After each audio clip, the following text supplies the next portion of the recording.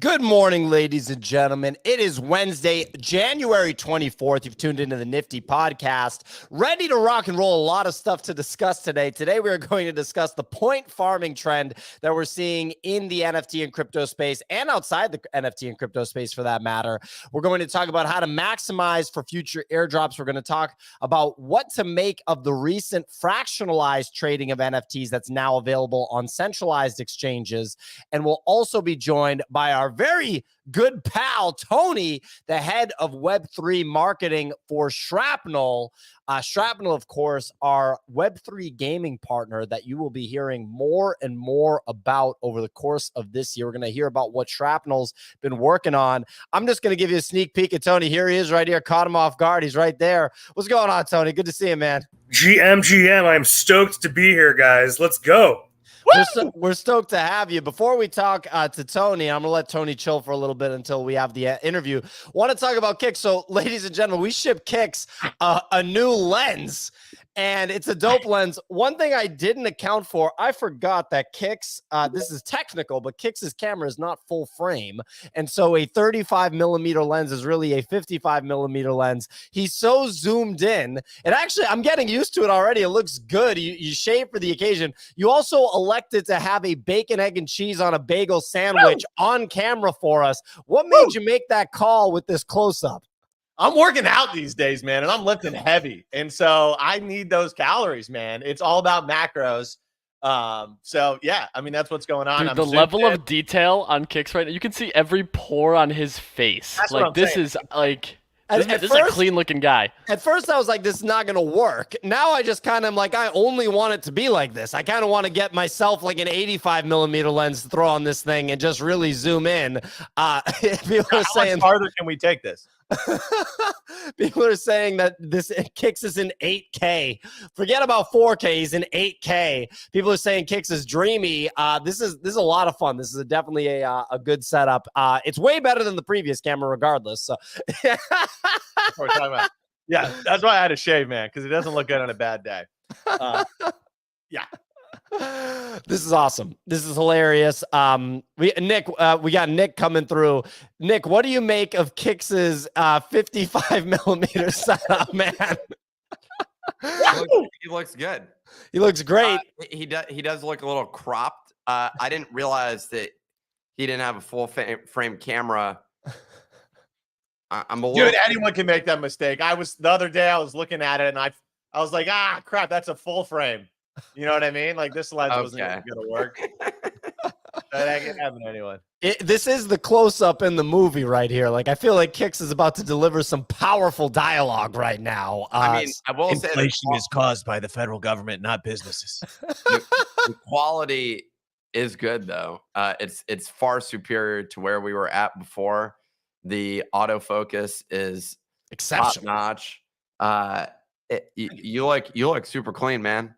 Appreciate it. I even picked an outfit and everything for today. I was really excited to come on, look good for you guys because I care. You about look like 5 years younger right now. I'm gonna be honest. The lens really works.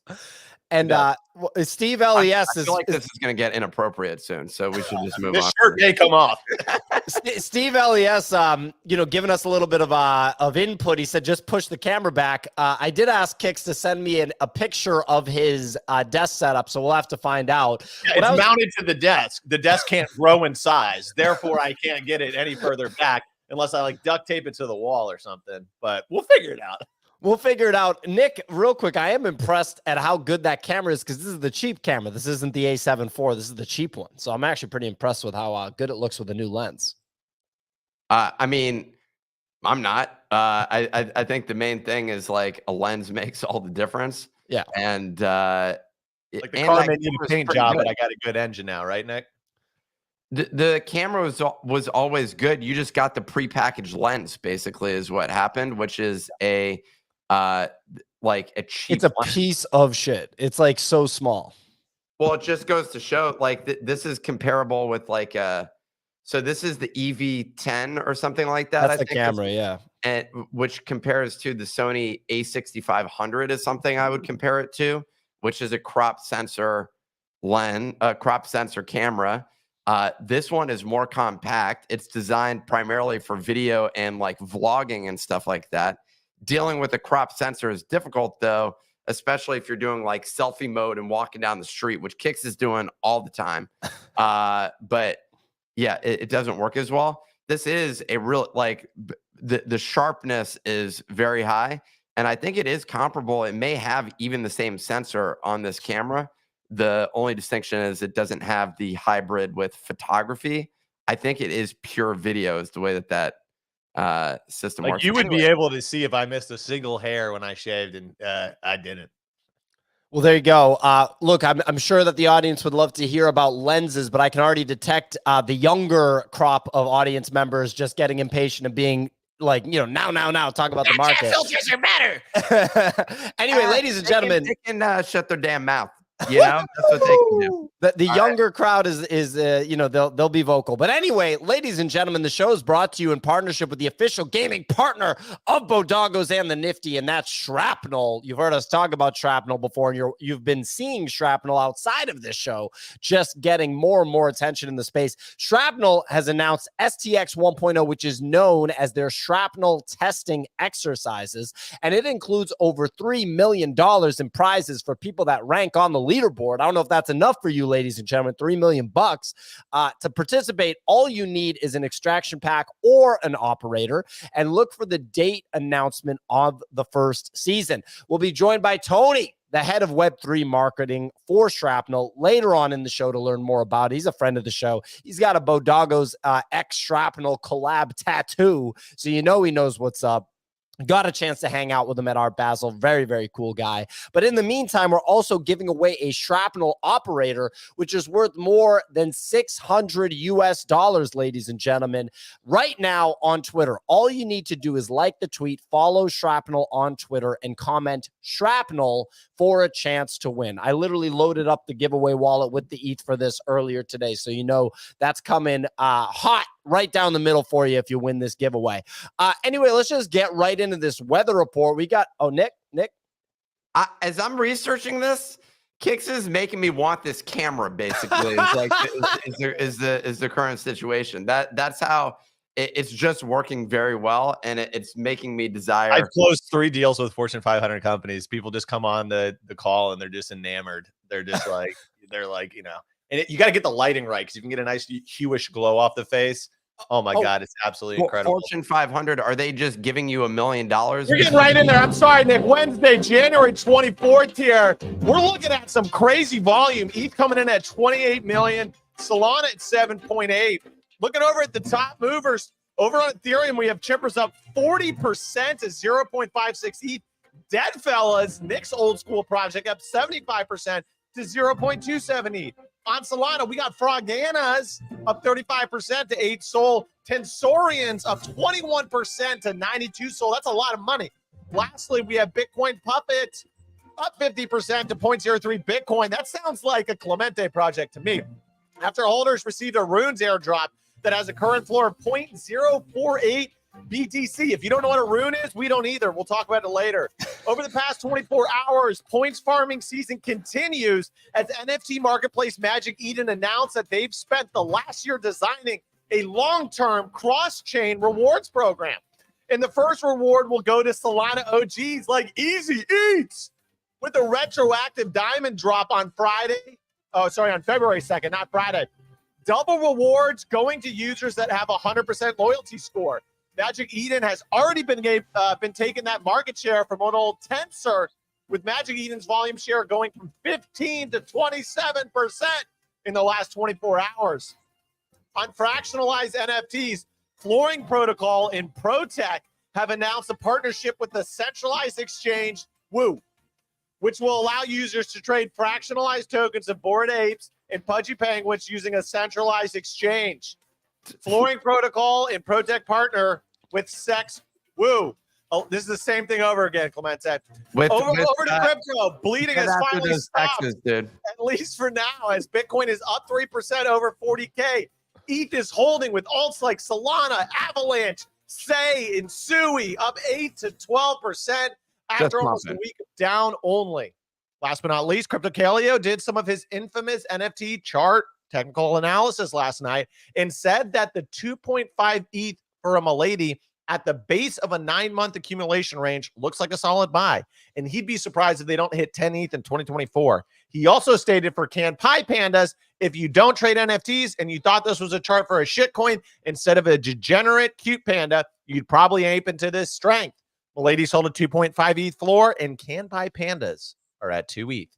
Back to you in the studio. Dude, charting NFTs. Let's We're go. so back. We're so back. We're so back. That Milady chart, though, I gotta say, it's lower highs and lower lows. I think it goes lower. The Campai chart looks really good. That Campai chart looks really good. You have any of those, Easy? I don't hold either of them. No, I had a Campai because the Sol ones traded much lower for like a 3-hour span, so I traded the RBOP.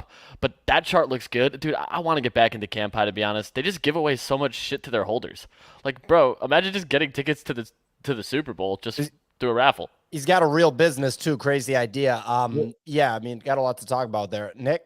So I'm trying to understand. So Kix was talking about having sex with NFTs. Yes. And I want to understand, like, when it applies to sex. You got to cut a hole out of the paper that you printed out on. Okay, well, that's inappropriate. Oh, Jesus Christ. That was way off base. I already knew where you were going with the question. I figured no, I'd just that- With the zoomed in lens, it hits even harder, Nick. That wasn't what I was saying.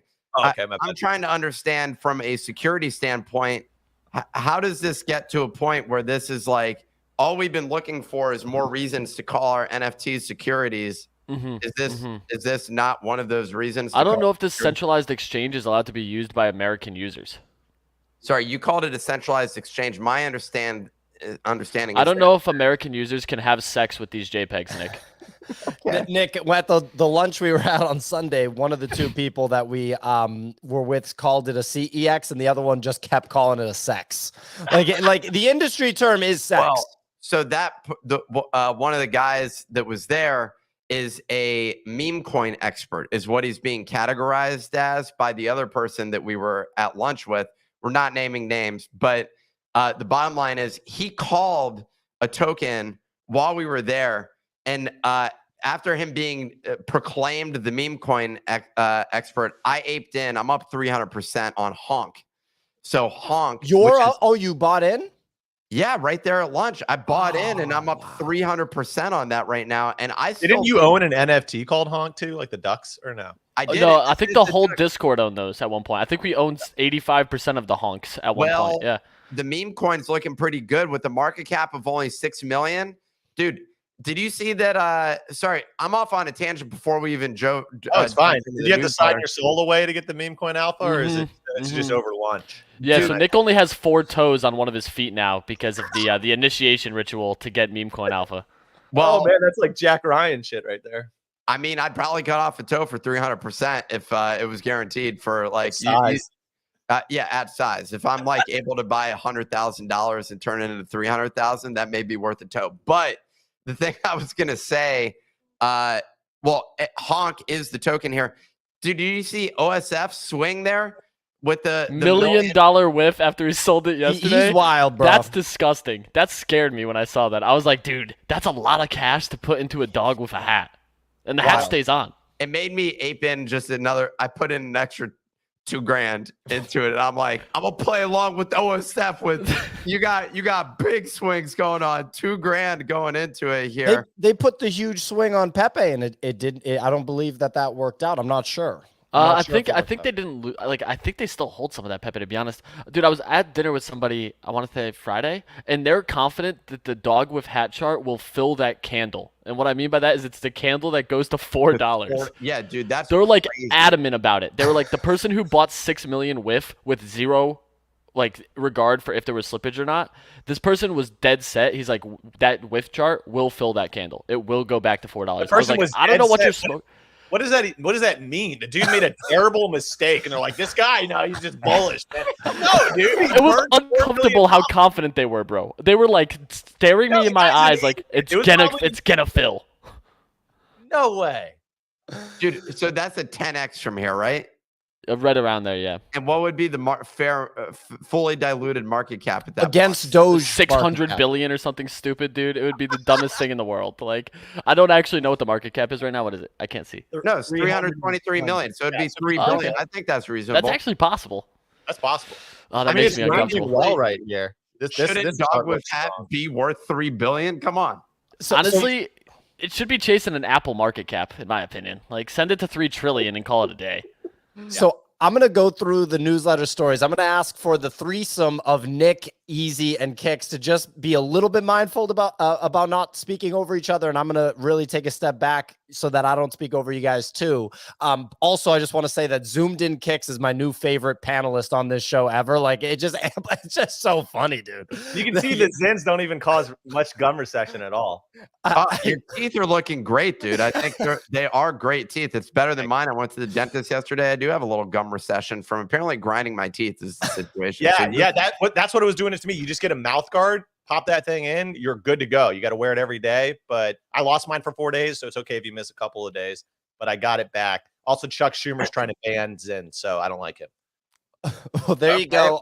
Quick political statement from Kicks. I also I texted Bunny during the show because I thought we had sent Bunny has the identical camera setup that Kicks does. So next time Bunny's on the show, we're gonna have a zoomed in Bunny as well. Anyway, ladies and gentlemen, the Daily Digest is posted to X every morning. It's pinned up top and emailed to anyone that subscribes at thenifty.com. First story: Avalanche has begun buying AVAX meme coins as part of their Culture Catalyst program and shares the framework for identifying which meme coins get selected, including snipe bot resistance, fair launches, high holder counts, and more.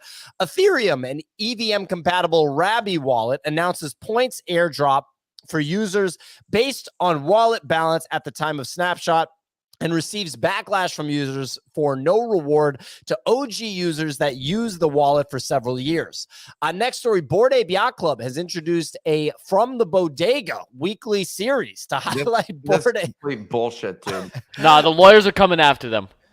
I mean, that is kind of wild. From the Bodega weekly series to highlight Bored Ape holders utilizing the Bored Ape IP. I mean, this really. When the hell was there ever a bodega? There was never a bodega. Dude, this is just bullshit. They're coming after us. There's a lawsuit. Dude, I gotta. Bunny, you have your hand raised. We've always had a bodega. What the hell are you talking about? Where was the bodega? We were building it. You didn't invent the word bodega, Nick. I hate to break it to you. We didn't invent it. We just popularized it across the NFT landscape. Name one person who doesn't know about bodegas. You can't. I can't.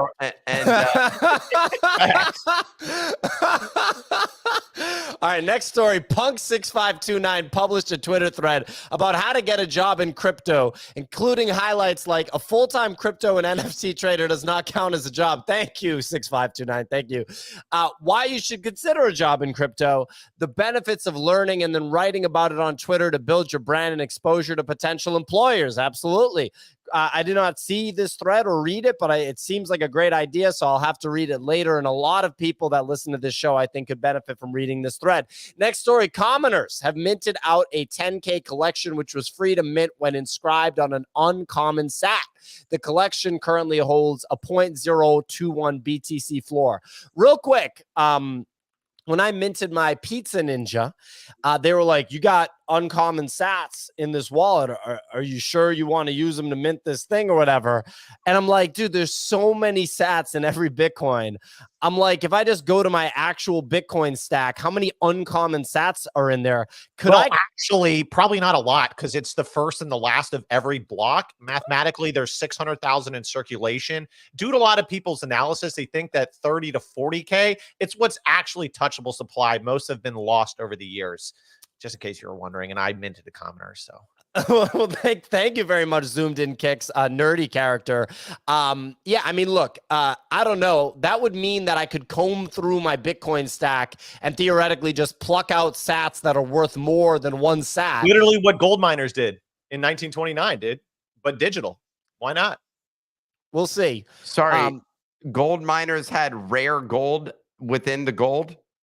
Well, like a bigger piece of gold is harder to find than a small little speckle, probably, buddy. So you want to play this game?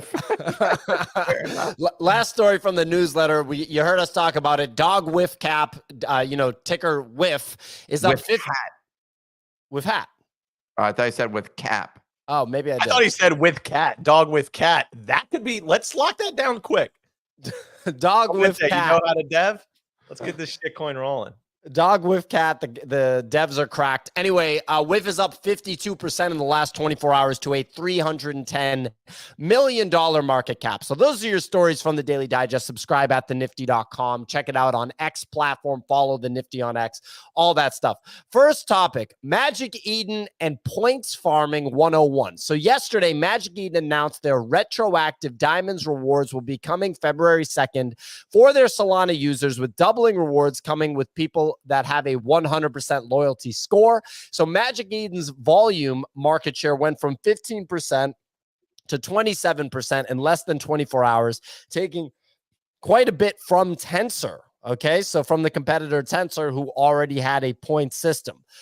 What do we think is the best way to approach this point farming mania that we're seeing in the NFT and crypto space? How do we maximize airdrops? I want to see what Easy thinks. I want to see what Kicks thinks. What's the story here, gentlemen? So points wise, this is, I mean, it seems pretty clear compared to like the Tensor situation why Magic Eden's doing this. They've announced partnership, or not partnership, but like non-fungible DAO, which is a separate entity that's going to be giving a token to Magic Eden users. Whereas Tensor, there's still like speculation of if a token's even coming. So now you've seen this market shift because it's basically clear that you're getting a token for using Magic Eden, and they're giving back retroactively for the last 2 years. Is like the big thing for everyone that's been using it. So that's a huge win. I think the most straightforward way to quote farm it is just what it says in the quest tab. Buy Magic Eden listings, list on Magic Eden, make offers on Magic Eden. You can also just do AMM pools, which kind of cover all three of those, where it's buying, listing, and making offers, and just kind of let that work for you. But it's essentially just use Magic Eden and use the functionality that exists there and stack diamonds. Pretty straightforward. So everyone is now just mining this coin basically, but does our historical activity primarily, is that going to be a major advantage here? I don't know if it's going to be a major advantage. They said February 2nd, everyone who's been along for this journey will be given a diamond retroactive drop. So if you've used Magic Eden in the last 2 years, you'll get something. Are those, I forget what they're called, gems or rubies or whatever they are that was already on there? Do we get, diamonds. Are those, oh, so those are diamonds. Yeah, Okay. diamonds. So those are going to convert? I don't know if they convert. No one's really sure what the exact like pairing is to it just yet, but the speculation is, of course, number of diamonds higher equals more NFT token. How many diamonds do you have currently? I know the answer, but I'm not- 217,000, 216,000. Yeah, roughly. What, sorry. What Kick? I was in a chat where someone asked him last night, so I didn't know Yeah. the number. It's a fucking lot of diamonds. This is before the retroactive Nick, don't airdrop. get jealous again, okay? Because I already see it in your face. You're like, why don't I have 260,000 diamonds? Don't worry, he's working out some stuff for other good stuff. High upside, whole team, one team. How many do you have right now, Kix? Probably not a lot. If you got 216,000, I'd be surprised if I had more than 2,000. Dude, this is, Just based on my trading volume. I have 17,000 on one of the wallets. That's So good.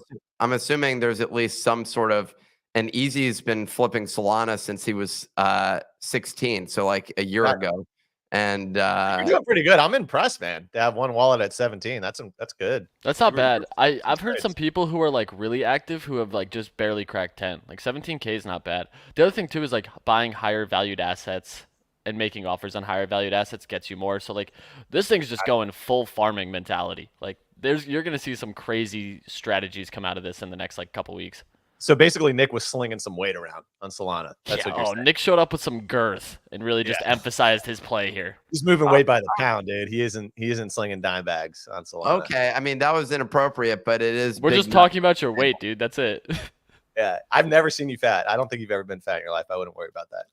I am a little fat. I'm gonna be honest. now? I'm a little bit. My Yeah. wife got a scale, and it said my visceral fat's an issue right now, and my metabolic age is 2 years older than my actual age. So that's why I'm eating macros. That's why I had the bacon, egg, and cheese, because I'm in the gym just straight lifting. Bacon, egg, and cheese is the breakfast of champions. Every nutritionist that I've found suggests that you should definitely have a bacon, egg, and cheese on bread. Yeah, because you need oil, just like you got to like oil machine. You need the bacon grease oil in your body. That's what keeps that thing going, dude. You know, else you're gonna lock up.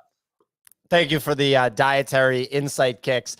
Real quick, we got fractionalized trading that we want to talk about here. So yesterday we had centralized exchange, also known as SEX, Woo, partner with Flooring Protocol and Protectorate, which allow users to trade fractionalized tokens of Bored Apes and Pudgy Penguins on a centralized exchange. So Kix, you tweeted that this is overall a good thing, but that this could reduce some of the parabolic price action that we've previously seen from NFTs. What do you think, Kix? Yeah, I mean, I think I mean, first of all, it's interesting that basically a lot of the innovation in NFTs over the past year has been to make non-fungible tokens fungible tokens. That's essentially right. Like a lot of blur trading, right? Everyone's just trading the floor, right? Like when we started in 2021, it was everyone felt like unique and different. It's like, oh, I want to get this one, I want to get that one, and just over time, they've been kind of commoditized. And yeah, so it makes sense that we're seeing stuff like this. I mean, I think the most interesting thing is that it allows people to get the thing with NFTs, right, is like if you own one, you're either in or you're out, right? Like I own one Pudgy Penguin, right? So I bought it for 6K. It's up to like 40K. My only option if I want to take profits is to sell that one Pudgy, and now I have zero, right? I'm completely out of the game. And there's a lot of people like that in NFTs, and I personally think that's why we see a lot of crazy pumps. Like, for example, Bored Ape Yacht Club. How many people just had one Bored Ape? It's their profile pic. Price is going up. They can't take any profits other than the airdrops, right? And so it creates this like illiquid supply kind of situation. And I think more stuff like this is just going to smooth out maybe some of that price volatility, just because like if I have a Bored Ape, now I can sell 20% of it, sort of thing.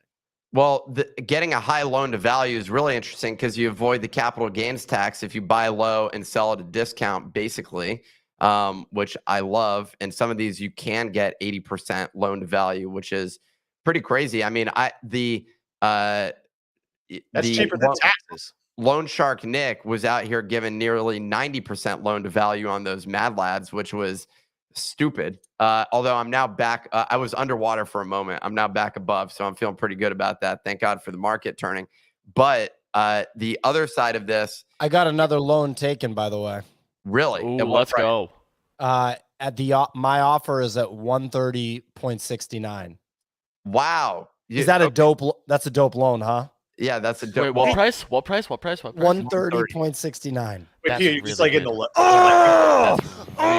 wants it? Who wants it? Mad Lad Lender over here. Let's go, Loan Shark. When did this happen? I'll be right back. Change my titles. He starts buying some Pudgies just like with size. And I'm like, wow, you bought a lot of Pudgies. And he's like, yeah, put all your eggs in one basket. And then like never said anything after that. And now he's just like market making Mad Lads on Solana. What happened? Yeah, to this guy? dude just pulled out like dude, he's pulled out size. Okay. We've gotten there's been so many phallic jokes on this show. It's just, what do you mean? I was showing his Solana bag. I was He's putting it on probably the table. calling his boiler room of like 22-year-old interns in New York City and being like, guys, we need more of them loans. I just took some bacon out of the freezer.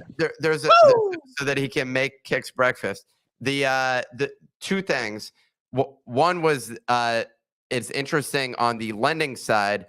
The second side of this is the level of liquidity on these assets compared to like trading cards is insane. And I think from that standpoint, that is kind of an innovation in the fact that you can just like floor an asset basically is really interesting. The tokenization of it beyond where it's currently at, like the fractionalization, I guess I should say, is definitely like historically it just is a security. Like that's how it's defined in the books right now. But yeah, so that specific thing can be a security without the project being a security, right? Yes. But like the Howey test, that court case didn't make all oranges a security. It made that an individual application of orange trees, situation a security, right? So you could own a Bored Ape and it not be a security. Someone could put it on Flooring Protocol and their Bored Ape could be a security, right? Well, the security itself is those tokens that are being offered by Flooring Protocol as a Yes. derivative of the underlying Yes. asset. Gotcha. Correct. Without So- Bored Ape necessarily being a security. They are not culpable for the decisions of someone else to implement fractionalization. That said, I'm assuming that like these teams are not based in the US because like fractional.art did not work out. They had to transition out. And my assumption I don't know, there could have been a demand side issue as well, but like in addition to marketplace dynamics, it just is a security. I don't know how, like, it's just like there's no debate over the law associated with fractionalizing assets. We were at dinner with a lawyer last night, and he was like, "It's a security as soon as you fractionalize it." So How does something like Rally work then? Is that just because Well- it's like KYC'd? I don't know what the process is for like why that actually ends up working. You also arguably could say that what's the art provider that you can buy like a fractional piece Masterworks. Masterworks. That I think that is definitively a security at that point in time, but they may have like legal approval for selling securities. Like I don't know. I actually now want to. You're over your skis a little bit here, buddy. Let me do some Googling. It could just be the KYC process. Like I know none of us are lawyers and we're just registered speculating. with the Securities and Exchange Commission, which Well, is yeah, so is like any publicly traded company, right? yeah, but I'm saying the fact that they're registered with the SEC for Says it all. offering a security versus someone in the NFT space who definitively is not registering with the SEC and is just letting you issue tokens. They're able- actually regulation A plus. They're a security regulation A plus. you just Googled that? Yep, it's on their frequently asked questions, Nick. Are you making that up? I swear, it literally says Regulation A offerings and offering circulars is what it says. So you did make up the A plus. That zoomed in face would never lie to you. Look at that. You think that face is gonna tell a lie? it literally says, how does Masterworks securitize the artwork? All offerings on our platform are made under regulation A plus. Hey, I Okay. mean, I know that there's AAA bonds. Why is A plus so weird? You know what I mean? I wish James Seifert was here right now to clear this up. You missed it yesterday, Kicks. You with a zoomed in face would have been a perfect addition to that show. Anyway, Nick, you can continue on your securities discussion. No, I mean, there's nothing else to add. It is a security. It is interesting that they're able to do this. Yeah, the shares offered by Masterworks will not be. I mean, they're literally just saying we are issuing a security. That's how you end up having to invest in this particular category of investments, illiquid investments. It is interesting that we can just do it with NFTs without any regard for the regulatory side of things. I'd guess free lunch capital is probably non-US. Gotta think so. I would assume most of these places are not. I mean, Rug Radio is not based in the U.S. They're a Cayman Islands company, so like, and they're not running a marketplace, so they do have a token. But yeah, I mean, I don't know. I mean, I'm feeling like we should be based in the Cayman Islands. Like, I'm down to move. Clemente? Yeah, easy. I have a question for you. You've historically, since Flooring Protocol launched, you've been less bullish on it because you said like, hey, this has pretty much existed on Solana for quite some time. It's not anything new that has is innovating particularly that I believe. Has that changed for you? Like, has your stance on Flooring? Nope. Still feel the exact same way. Yeah, fractionalization of NFTs has been around on Sol for a while. Shout out Ovals, who are actually like pumping right now because of their partnership with Jupiter, which is great. But I think that in general, like, it kind of takes away from the whole non-fungible token aspect when you fractionalize it and makes them just literally a shitcoin with a picture attached, because now you can go and buy 1/1,000,000th of an Azuki. It kind of takes away from the collectability and stuff. Like the whole idea of an NFT here, kind of, it's like, I guess, yeah, you can also fractionalize a Pokemon card. Like I can go buy a PSA 10 Charizard on Rally for one fractional share, but it's not yours. Like it just, I don't know, something about that I've never Never really been terribly interested in it. It's good for perps. It's great for like Wasabi and some of these other protocols that let you long and short, because now you can actually get leverage exposure to it, which opens up a lot of NFT-fi, which I think is really cool, because now you're not counterparty risk. You're actually using the underlying token, which is pinned to the floor price. So like there is inherent value on that side, which continues to create like a financial asset of it. But I don't know. To me, I love what Trader Fermi said. Easy. He said instead of NFTs, they just become T's. I think yeah. I think it actually is really interesting. It's basically the gold in Fort Knox, and you're just trading Paper. Yeah, you're trading paper on it, which I think is like perfectly legitimate, and I think a really interesting approach, and something that I thought actually Coinbase was going to do, like directionally try and get there and get regulatory approval for. They're not allowed to issue securities right now, as far as I'm aware, so they don't have that that approval. They could switch to that potentially, but the problem is it's not beneficial necessarily to the crypto space if they decide to determine that certain assets are securities. Now that becomes like dangerous territory. But I did think that Coinbase would provide liquidity on NFTs in a way that had not been done before. And instead, they just launched another NFT marketplace that no one's interested in using.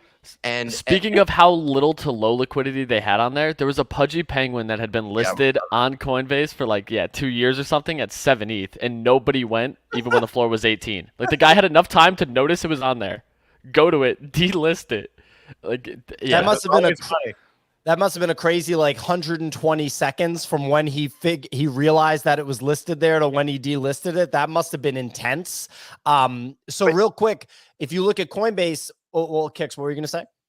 No, I was saying, doesn't it make sense though that like a dog with hat, that there's like 1,000 people that own the original like picture itself, and then all the coin is associated? I don't know. I feel like that's not like that wild of an idea. What were you gonna say, Pia? I was gonna say that Coinbase, like you said, Nick, they launched this this NFT marketplace for, I think everyone said that it cost them $100 million to build it. I don't think that was ever announced. Everyone on crypto Twitter and NFT Twitter was like, yeah, that cost $100 million. I'm like, how the hell do you possibly know? That's insane. But I mean, it could be true in theory, like it could be actually true, but regardless, so basically Coinbase was undisciplined in the previous bull run, like many people were. Like many entities were, they were undisciplined. And if they spent $100 million on that NFT marketplace, that was a big fuck up. But then they also had that issue where the SEC came after them. So I don't think that they're interested in issuing any securities. And if you ask Brian Armstrong, he'll say that every single coin that's listed on Coinbase, they've listed because they believe that it's not a security, and that they turn down 90+% of the coins that are that asked to be listed on Coinbase. But the things that Nick is saying are very interesting and could be the future of Coinbase once there's regulatory clarity for them. Last thing, I saw an interview with Brian Armstrong recently where he said that he'd like to, in the future, have Coinbase have like the Coinbase 500. So like instead of the S&P 500, like the Coinbase 500, like an index fund of the top 500 crypto assets. I was like, that's juicy there, Brian. I like that one, buddy. And some of the chaos that would be in there, though. Like, think about the top 500 coins. There would be some of the dumbest things in there. Like, maybe we start, like, top 10 before we really start getting into, like, 500, dude. Like, there's got to be a Filecoin altcoin in that mix somewhere bunched up in there that's just absolutely absurd. Think about the Twitter campaigns real quick by Twitter degens at Brian Armstrong, at Coinbase. Like, get this bullshit coin into the Coinbase 500. That would be pretty funny. The Sergeant of Solana would be definitely campaigning. Nick, what were you going to say? Well, I was actually just going to say, how are we looking with Filecoin right now? That's the question that everybody wants to know. Dude, nobody asked you to buy Filecoin. It's so random that you bought it. It's actually down a little bit. That's kind of ridiculous. So that's not cool. Every alt is rallying even harder today, and Filecoin's just red. Dude, my Bitcoin mining stocks are pumping. That's how you know. That's how you know. Blur is down, by the way, although it's up since you definitely could have bought. I saw Kick's tweet about this yesterday. That would have been that borderline marked the bottom when you were talking about Blur showing some strength here. That would have been a great time to buy it because you're up a significant amount right now. I think something like 20%. Just a little free alpha for the kids on the street, you know. Solana is looking. Oh, nice of you. Solana is looking. So I wanted to pull up this chart because these lines are they're strong, Nick. They're strong. Did it hit one of your 40 lines overnight? 40. Okay, it's 3 lines. Zoom out. Why don't you zoom out on it, bud? No, let's not do that. So basically, we saw strength at the level that I had drawn, which is 79. Easy calls at 80. Whatever, dude. It broke above. Look at the line that it tapped off of. Literally, that line was previously drawn. Taps off of it, comes back, busts through. Basically, is where we're at right now. It's looking quite strong. Solana's looking strong right now, and you're welcome for these lines, everybody. Right now, I'd be aping in. I bought the other day. I would buy more right now. How much is it right now? 85 bucks. Yeah, 85. Of course it's looking strong. What do you think? Dude, it hit 79. Like, that was the thing. Sub 80 was just like, whoa. Well, this feels good. It hit my level, and that was a great. Let's zoom out, Kicks. My next level is down at 55. Not gonna get that. So I actually did a very good job with this. The next level is 107. So we're just going straight to that. Do we need to finish out? There's a little half line. Why don't you finish that one out? Can you go to the 1 day instead of the 15-minute? The 1 day instead of the 15-minute. Okay. Let's get there. There we go. Yeah, this is the chart I like a lot. You got a nice falling wedge pattern here. Did break down that uptrend, but a little bit of strength here, and this is going to look beautiful. Also, really oversold on the MACD, which is great things to see here. And if you take a peek at the DXY, look at that candle, that wick off that bottom of the 16 lines you have bunched together at the top half. It's not 16 lines. This is actually a fairly minimalistic chart at this moment. I'm actually impressed, Nick. I feel like Nick has deleted out some of the lines. Like Yeah, the Bollinger Bands is a nice touch to counteract the multiple lines he traditionally has, but no, this is a good chart. This is really good. Of course it is. Like, how low do you think Solana's really going to go? Real quick. 0. I mean, it could go to 0 theoretically, but I don't know. I just lost a couple $100,000 overnight, so that was fun. But I'm I'm diamond handing it here. That's what we're doing. I mean, this yes. Bitcoin chart looks really good too. Real quick, we'll dive into the Bitcoin chart in just a second. Today's show, though, ladies and gentlemen, is brought to you in partnership with the official gaming partner of Bodagos and the Nifty, Shrapnel. Shrapnel has announced STX 1.0, also known as the Shrapnel testing exercises. It includes $3 million in prizes for people that rank on the leaderboard. So to participate and get a piece of that $3 million, if you're good, all you need is an extraction pack or an operator, and look for the date announcement of the first season. We're going to be joined by Tony, the head of Web3 marketing. $3 million? 3. Damn. Thank you, Nick. Tony, the head of Web3 marketing for Shrapnel, later on in this show to learn more about it. Tony's been on the show before. He's a fan favorite, an audience favorite already. But in the meantime, we're also giving away a Shrapnel operator, which is worth more than $600 right now on Twitter. All you need to do is like the tweet, follow Shrapnel on Twitter, and comment Shrapnel for a chance to win. So shout out to Shrapnel. Shout out to Tony joining the show in just a few minutes. Anyway, Nick, Bitcoin chart. What are we looking at? This is actually weird. Easy says he likes this chart. I like this chart. Where's the level? Where are you looking at with this? I mean, 37.9 is still the level. Like, that's actually, I do like that. This line does look interesting here. That's what I'm saying. And if you zoom out a little bit farther too, you're going to see a little bit more support there, right where we're sitting, which would have actually lined up nicely at 39.5. Real quick, can I do something? It's in line with this.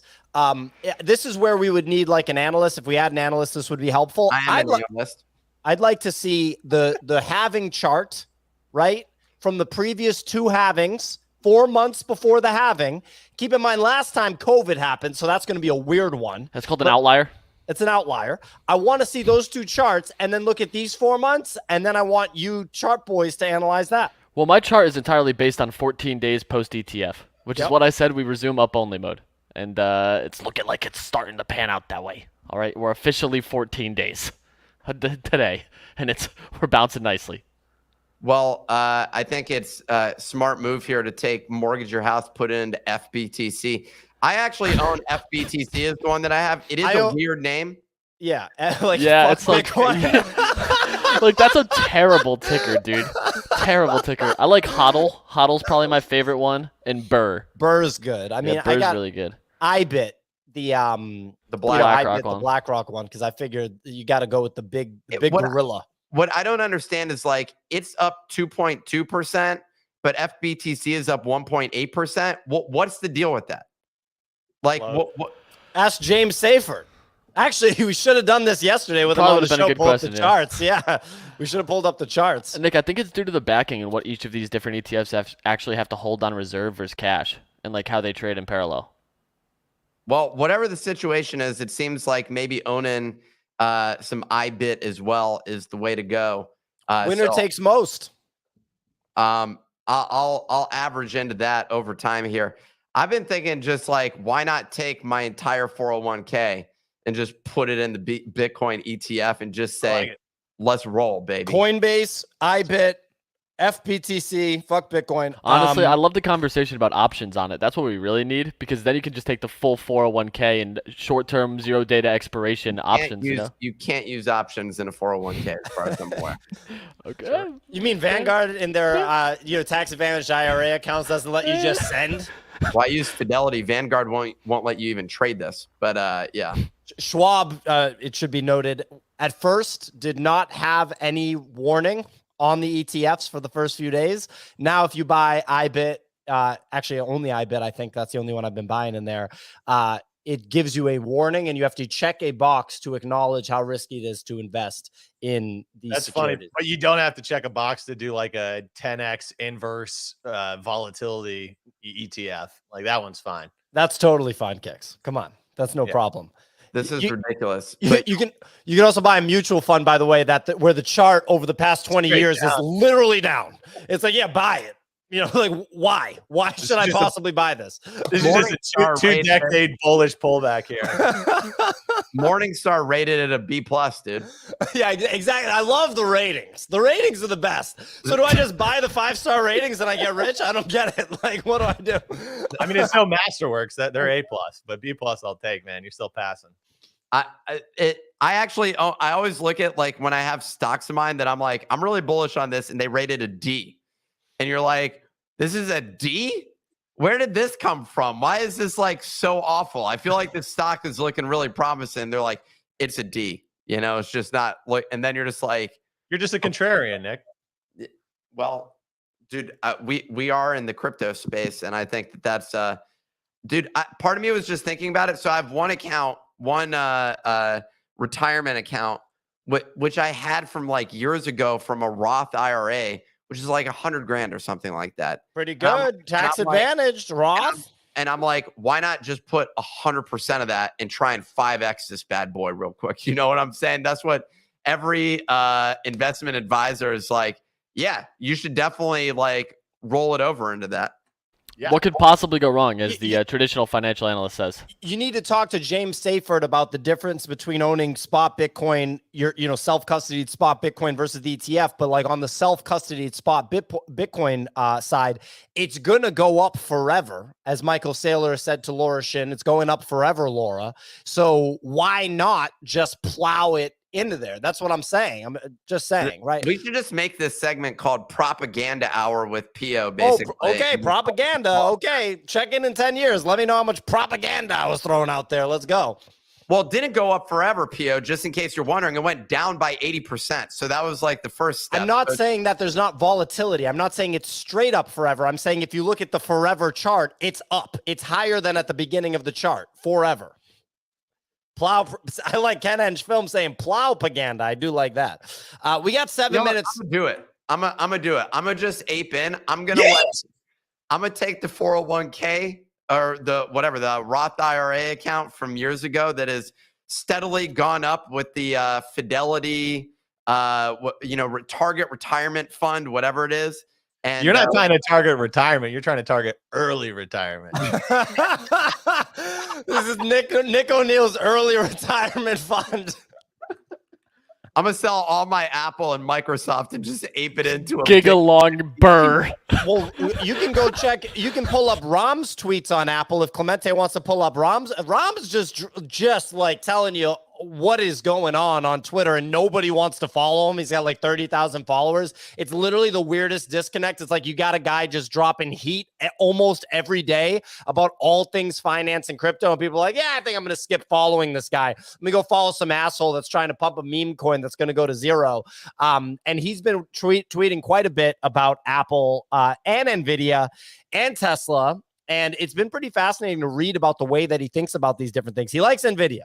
And Nancy Pelosi likes NVIDIA. They cleared, I think, an 8-figure gain on some options that they bought a couple months ago. As Nancy and her husband just really crushing it. Well, this is not relevant. China capitulation watch is not that relevant to Apple stock, Clemente, but thanks for pulling up that random tweet from Rom. Appreciate it. Everyone, if you want a random tweet about China's impact on the markets, you can check out that one. Thank you, Clemente. Perfect. Anyway, last thing that we talk about before we are joined by Tony from SHRAPNEL. ETH NFTs are rallying, including OG NFTs like Doodles, Cool Cats, and Deadfellas. I knew that the Cool Cats were going to rally, but how hard are they rallying right now? How hard are they rallying? That's what I want to know. They pulled back. They pulled back. Cool Cats did? Yeah, they're sub 1 ETH now, but still 0.98. I think it's nice to just add some of these older plays. Where's Doodles at? That's my question. How has that pulled back? It's gone up to 3, I think. Yeah. But where are they at now? 2.3. Yeah, they're back down.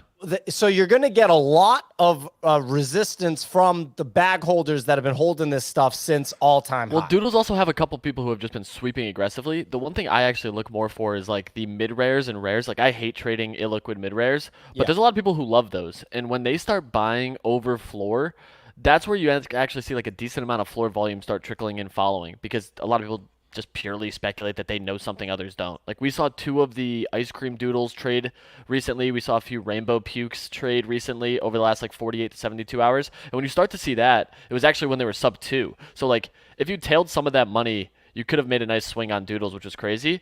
Cool Cats too, you saw a decent number of the television heads trade, which is like a pretty decent mid-rare trade. That's something to always keep an eye on. And honestly, it's, to me, not terribly surprising. I actually like what Cool Cats has been doing with Macy's Parade, some of the figurines, some of those other things. And Doodle's camp activation seems to be very well received so far. You know what I've noticed recently, and Easy, correct me if I'm wrong, is that with some of these OG collections, what some people are doing, or what I've noticed, is that someone will go in and sweep like 10 or 15. And then because there's so many, or there's so few listed, that makes the floor pump 15, 20, 25%. And when that happens, all of a sudden people are like, oh, what's happening? They're about to announce something. Insider trading, guys, I got to get in on this. They FOMO in, and then it's like a cascading effect. And there's less than 5% listed. Right. So it's like inherently the floor gigasends. People start tweeting about it, and people were like, why is this pumping? And they were like, well, because they've been doing this, and it's been so undervalued for so long. Like, look at all these. Do you remember right when the market started heating up, all of Nick's hidden folder was gigasending? Like every collection in Nick's hidden folder, he's like, oh, I got a sub deck. Oh shit, crypto toads are up 75%. Wait a minute. Gift from God, Nick. You should have been selling all that stuff. But it was the same narrative. Toads in your hidden folder. I actually sold one of my cryptodes and then bought back in because there was a loss. My account, you reset the cost basis. Figured out how to save a bunch of money. I did miss the crypto. Honestly, I was emotionally attached to. Like I like that crypto. It was a good looking toad. And I got rid of it and I swapped it for another one, but it just doesn't hit the same way. But I also like I had to sit there and realize, like, you know what? It's time to let go of that emotional baggage, Nick. It's like an old relationship. You still own your CDB? What is crypto dick butt? No, I got out of I made money on the crypto dick butt, and then I think I potentially flipped it and lost a little money. But dude, these dick butts are down bad, to be completely honest. Well, they turned it around and it became a community project, which was like so ridiculous. Who the hell is owning that? I forgot about that. That season 4 was a community-led situation. Dude, and the whole all the people on crypto Twitter that are just basically like you were saying, Clemente, you you didn't just. I'm glad that you have this enlightenment that's happening at this moment in time. People on crypto Twitter ain't looking out for you. No, you're exit liquidity. If it's on crypto Twitter, you are the last in line. Like that is usually what happens. It's like it's very, very rare that someone posts something on crypto Twitter and you're early. Like extremely rare. There you go. It's true. We're just leaving that where it is. I agree. I've been shifting my trading strategy. I'm now in the Discord, in the Bodog. So that's better. Yeah. So you still may be late. Better. You still may be late, but you're ahead of Twitter. I was getting hazed for the first week that I was in there. They were giving me fake calls and they were baiting me into being their exit liquidity. I fell for it. It was bullshit. But now I'm in the trenches with them. Now I'm in. Yeah, they've embraced you. You're sitting at the lunch table. You got jumped into the gang. You got jumped into the gang. He paid his market fees, and now he's sitting at the lunch table. He's good. And then he bought Dwight Howard AVAX NFTs, and he was actually on that. You got a 2x? Yeah. Did you sell them? I sold one for 2.5, bought it for 1.4. I'm still sitting on 2. On Sunday night, I was with Got Bounce, and we were minting these Donald Trump Bitcoin NFTs. It was a disaster. Do not buy them. But we were sitting there, we bought them, and it took them like they were waiting to sell out. Then they inscribed them, and then 2 days later, they send them to you. 2 days after that, they index them, and now they finally got indexed last night. It's a disaster. How underwater are you? Oh, I'm up like 5x on. I was gonna say the Trump NFTs always pump. He just puts out more. I feel like that could be actually a wild trade over the next 16 months. Anyway, look, ladies and gentlemen, we are joined by a friend of the show, a fan favorite, just a pal in general, the head of Web3 marketing at Shrapnel, Mr. Tony. Tony, what's going on, man? Hey, GM, everyone. Excited to be here. I love hanging out. I'm wearing my Bodago's Shrapnel collab shirt from Miami right now. I have been just enjoying the show all morning. You guys are a riot. Kicks, you look beautiful, as we all pointed out. And man, this has been one of the most enjoyable shows of the morning for me. Well, Tony, I gotta ask. Can we see the tattoo live on video? We're starting right here. We're starting right here. Let's see how we get. Oh, I'm so excited. Oh, look at that, dude. Look at that. Ladies and gentlemen, that is a two-tone muted color interpretation of the tattoo. Very, very dope. Looks great just right there on the arm of the Bodago's character that was interpreted for the Shrapnel Bodago's merch collab t-shirt, the inaugural merch collab. Very, very dope. And Tony, you're not the only one that got that tattoo. Yeah, we had a gentleman from one of the communities we do spaces with. His name's Goody. He also got a shrapnel tattoo with me, and the tattoo shop we ended up in was like the wildest experience I've ever had. Like we were in the middle of Miami, and we were in like not a super bougie area of Miami. And so I was expecting us to, and we were just like looking on Google. I was expecting us to walk into this place with like, a fucking chain gate that they lift up and just like a bunch of huge dudes rolling around, like, tatting people and smoking cigarettes. And we walk in and it's like 10 beautiful women. And like that, and those are all the tattoo artists. Those are the people checking you in. And it's like college girls from University of Miami and their moms getting tattooed, and then me and this fucking D-Gen getting Buddy tattooed on us, right? And like these girls are like, love you, mom, and like, Katie and Sally. It was great. Well, it sounds like quite the experience. Sounds like a true Miami experience. Well, look, Tony, last time you were on the show, it was October, so not that long ago, but in crypto, that's a long time. You guys at Shrapnel had just announced a $20 million fundraise, which is obviously huge news. And you guys were starting to share teasers of the Shrapnel gameplay. Where are we at now? So we are kicking off our first broad early access actually this week, Thursday. We'll have all of the operator holders. So the 10,000 Genesis NFT collection that we launched a couple of years ago or a year and a half ago.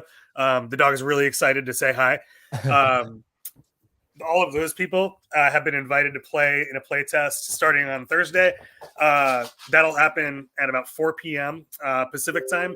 And we'll stream that from our Discord, and we'll have a number of folks from the space playing and streaming. I hope you guys are playing. I know we sent you guys an invite. I saw it on Slack. I have a note to remind you to fill out the form. But yeah, that'll happen Thursday, and then again on Friday, and then starting sometime very soon after that. I think we're announcing the date officially on Monday. Season 1 of the Shrapnel training exercises that anyone with an extraction pack will be able to participate in. That'll start. We'll have a total of a $3 million prize pool in Shrap that we'll be distributing to people, basically in chunks every time we do one of these Shrapnel training exercises. So STX1 will last for 3 to 5 days.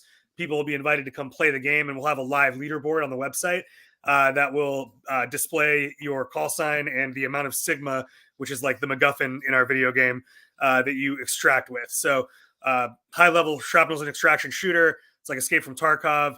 The player has a persistent inventory that lives outside of the game. And that is like all of your weapons and your gear and your playable characters. There's multiple playable characters. And those are all configurable before you go into the match. And then virtually anything that you're using, your guns, your gear, your attachments, those are all tokenized NFTs that can be looted from you when you're killed in game, and that you can loot from others when you kill them. So the idea is that there's a lot of risk and reward. As part of this universe, there's a green meteorite type substance that falls from the sky called Sigma, and you extract with that Sigma. That's what the leaderboards are based on. So as you accumulate this stuff in game and bring it out of the game with you, we will track that on shrapnel.com. And like I think we're paying out what we decided was like the top 1,000 people per season, and it'll be weighted. We'll have an official announcement. Like the first place will get a bunch of money, and second place will get a bunch of money minus, and then top 1,000 people get whatever. But it's I'm pretty stoked about it. I think it's gonna be a lot of fun. We've been playing the shit out of the game in the office. We played again last night for a few hours, and it's looking better every day. So I'm so excited. Hey Tony, quick question for is it going to be like every man for themselves extractions, or will it be like team based for the playtest? So eventually it will be team based, so basically we will have a number of these training exercises, which are basically, again, 3 to 5 day periods where the game's up. We get a bunch of feedback, pull the game down, do a bunch of work to it, and put it back up. Each one of those training exercises will represent an update to the game, and we will roll out things like duos, trios, teams, alongside a lot of our creator tools too. So like at one point, you'll be able to start, or some people will be able to start editing maps and creating their own experiences within Shrapnel. And so that'll roll out, as part of this phased approach that we have, with the idea being that one point later this year, it'll just be always on. Anyone with an extraction pack will be able to play. And then towards the end of the year, we're hoping it'll be just true free to play. You won't need an extraction pack. Just download the game and play, and you'll buy in-game content if you want to, make your character look different or your gun look different or so forth and so on. Really dope. And so how often is the play testing going to happen? So right now, we haven't announced an official calendar, but right now it's looking like basically every 2 weeks, to be frank, right? We'll put the game up. We'll let people play for 3 to 5 days. We'll pull it down. We'll bang on it. The QA team will test it a bunch, and then we'll put it back up and rinse and repeat. And then we'll have basically there'll be like several minor releases where it'll come down. We'll fix like literal like bugs and stuff, and then it'll go back up, and you'll be playing effectively the same game, but with it'll just look better. There'll be fewer bugs, and then every 3 or 4 weeks it'll be like there's a new gun, or there's a new playable character, or there's a new set of perks that your operator can progress through, right? Because we're a progression based game as well. So the things that you play as in the game are also called operators. They're the actual characters that are running around shooting people are called operators in the game.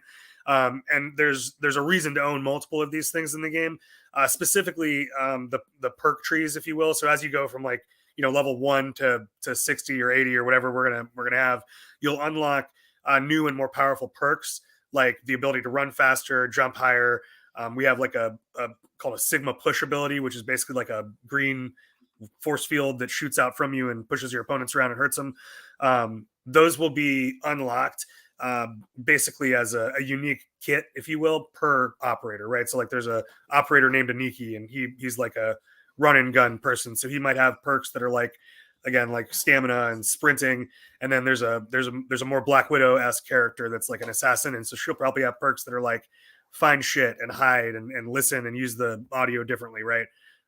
Sorry, I could talk about this all day, but that was that's great. Appreciate the detail. So basically, look, we went from, you guys announced the fundraise and we saw some samples of gameplay footage. That was last time you were on.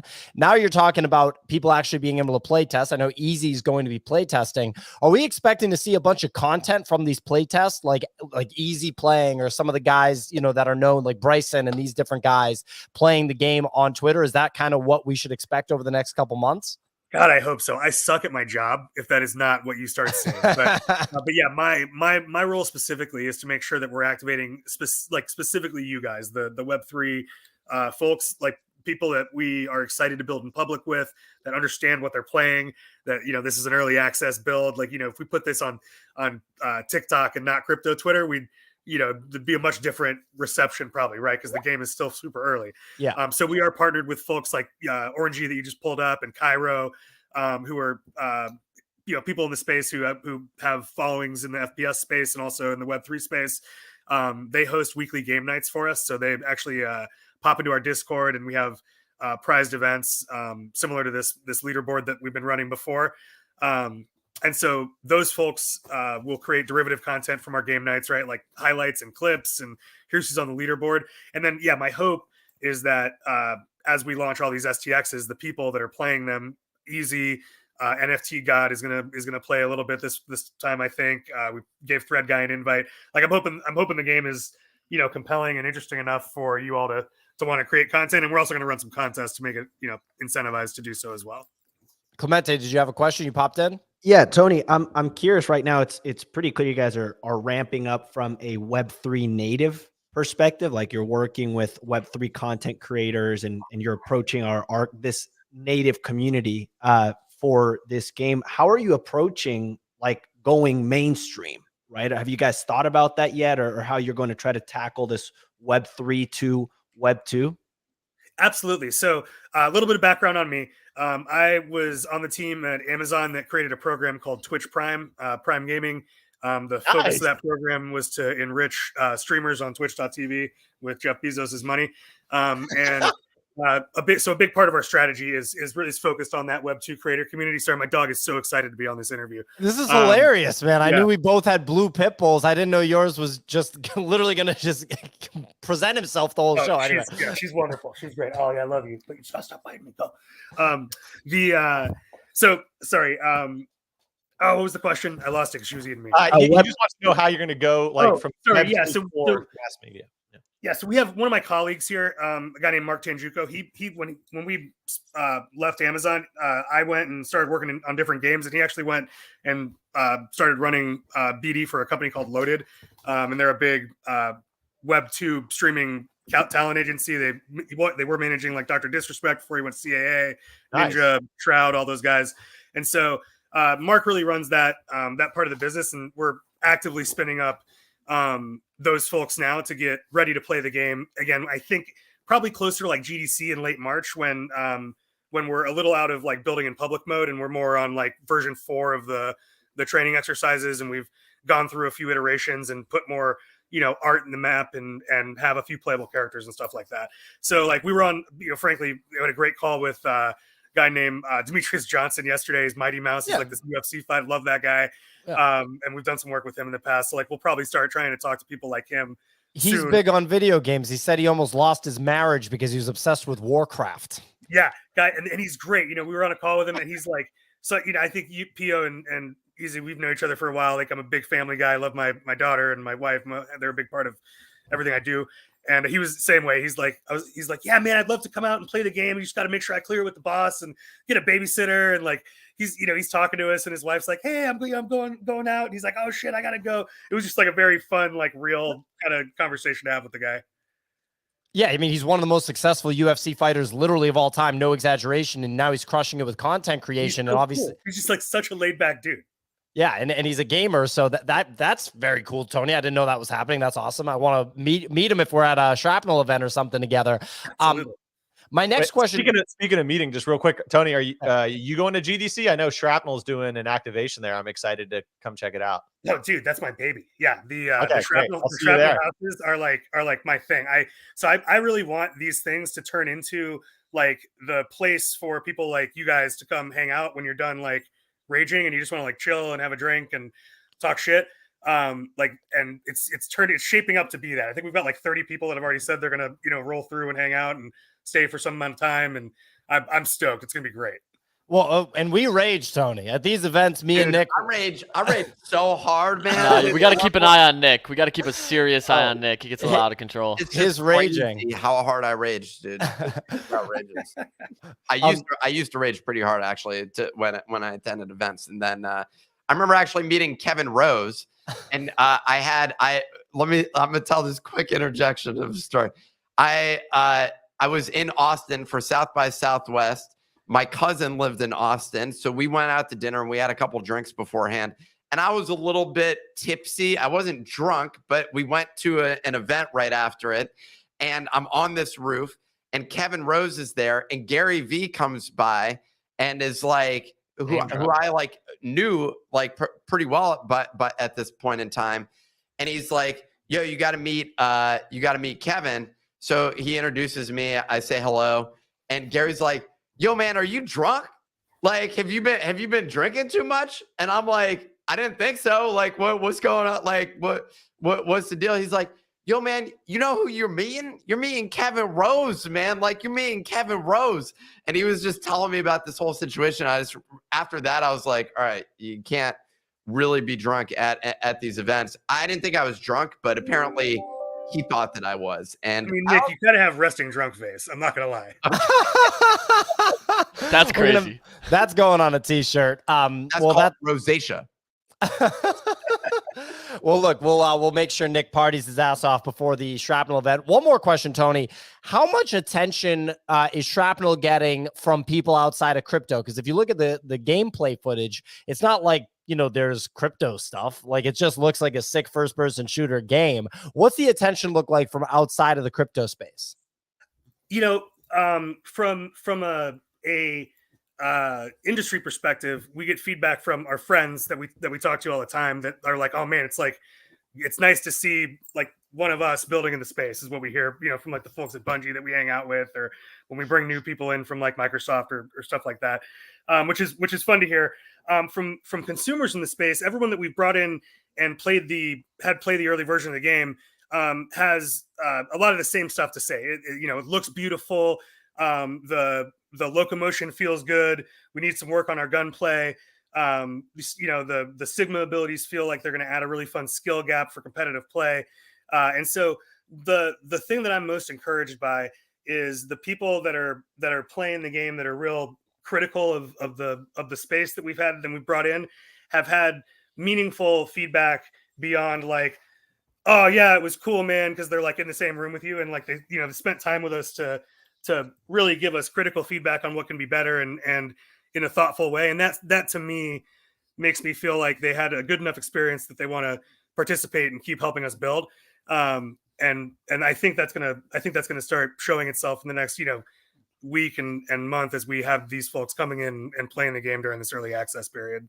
Hell yeah. I mean, look, that feedback is invaluable. I'm also seeing all the different colorful gun, skins that you guys have put together, including ours that I see in there. And I've got some ideas for another one, Tony, next time you want to do something like that. But the game looks so cool, man. Go ahead, Tony.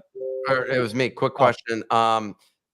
What's sort of the timeline look like to where you get this to a point where you think like, okay, it's actually like production level? Like, I don't know what the phases of game rollouts are. Like, it's not an industry that I've gone deep in, but so it sounds like there's a play test phase, and this is essentially in order to get feedback from players as you go along in the development process. Where is like the endpoint associated with this, where you're like, okay, this is ready for actual like production release? What's the timeline look like for that? It's so funny that you asked that. I was joking with our head of UX yesterday. Is a really great guy named Jonathan Schwartz, and he's like master of his craft type guy. Do something for 7,000 hours, and I was like, hey, I'm going on a talk show tomorrow with these guys that are friendlies, and so I want to make sure I can provide some really transparent feedback on where we're at in the game. So I'm good to tell people that like there's no more gray box in the game and we're pretty much there, right? And he just gave me a real deadpan look, and he's like, fuck you, Valkyrsell. And so what he said and he believes this. He's like, if we were a traditional or AAA studio, no one would see the game for another year and a half, like straight out. Like we would be demoing at GDC 2026, right? Or something crazy like that. And that's probably a little hyperbolic. But in terms of our development cycle, and that's just to say that like our game is going to be in development for a long time, and that's a good thing. We'll have what I would consider a commercial release probably like this year, right? Where you'll like the game is full featured. You can download and play for free. There's a marketplace. I have a team of people creating new live services content for you to engage with every week. New missions to run, new things to explore, new items to buy or trade or find in the marketplace or on the map, stuff like that, right? Like that's a full live service game. But as we continue to develop, we're going to roll out features consistently. Like we're going to have a whole shared space concept, right? Called the MEF headquarters, right? Where like you as an operator holder or a holder of whatever represents, being a Genesis collection member of Shrapnel in the future, will have access to like a shared space that you can decorate and make your own and use as kind of like a lobby for your groups or your guilds or however you want to organize yourself as a player group. That feature is not going to roll out until, again, like 2025, 2026, right? If then, but I wouldn't consider the game fully done until that very integral element of the thing that we're doing is a part of the game, right? Because like I view that as like a very big part of this like idea that you're going to be able to create a place for your group to gather and like all the mechanics we can wrap around that, like leave people logged out there to get XP boosts. Anyway, sorry. Yeah. Well, it sounds like it's similar to the development process of anybody in the NFT space, where like there's a process of building a business, basically. In your case, you guys are building an actual game, but involving the community in the development process and giving them back, like essentially visibility. Like you were saying, is most games don't actually reveal this sort of portion of the game. Instead, that's like doing a private, I forget what it is when products are bought to market and they do private surveying, market research sort of stuff where you're doing it privately. That's kind of what's being done, but it's being done in public. So it's the build in public approach at a huge scale, at a AAA game level of building in public, which is pretty wild because that doesn't that's not a common thing to do. If you look at like Grand Theft Auto, which we just saw for years and years and years in development, and then they sort of botched the reveal as well, they didn't botch it, someone stole it. But the bottom line is like that shows what the traditional process is like for developing businesses, including especially in the gaming space. So that's what's unique in particular about this space. And that it's hard, Nick. Like it's wild. We've had like 6 false starts already. Like no joke. We were gonna do a much broader test like sooner than we are. And what we ended up doing was saying like, hey, we need to pull in thousands of people in a very controlled way before we go broad with like. I think I have like 50 or 60,000 extraction packs distributed at this point. And so before we allow that many people to like try to access this thing that we're doing, like we have to do it with like thousands of people. And so that's why we're taking this like operator only approach. Like we got, we have like 4,000 or 3 or 4,000 invites out right now for this thing. And we'll probably get 2,000 people to show up, hopefully. And that's exactly what we want. But to your point, like I don't know how you release a product like what we're releasing that requires networking across multiple regions simultaneously for extended periods of time without bringing hundreds of people in and then thousands of people in and then tens of thousands of people in. It'd be unfathomable to me to do that. Yeah, and I mean, look, it's been exciting to watch the development of it. Can't wait for it to continue. For people that want to get involved, they should get in the Discord, right? That's one option for them to be able to get involved. Then we also have SHRAPNEL and STX and buying an operator for future playtests. So I guess, Tony, if you could break down just how people can get involved beyond the Discord with a little bit of detail, please. For sure. Yeah. So the way to play early access when it starts during season 1, which is where that $3 million prize pool is going to activate, is to have an extraction pack, and you can buy one of those. I think it's nifty.com/shrapnel is the landing page we've got set up. And you can buy those there. We also give them away regularly, both on this show and on our Twitter. So if you just follow us and hang out in Discord, come to game nights, or share funny pictures on our Twitter posts, then you'll often win one. And the other way to get involved is to buy an operator from OpenSea. We have a Genesis collection. Operators are continually taken care of. We've given them a couple of airdrops now of our token. We've done extraction pack giveaways, comic book airdrops, free mints, and we'll continue to give out stuff like that to operator holders in the future,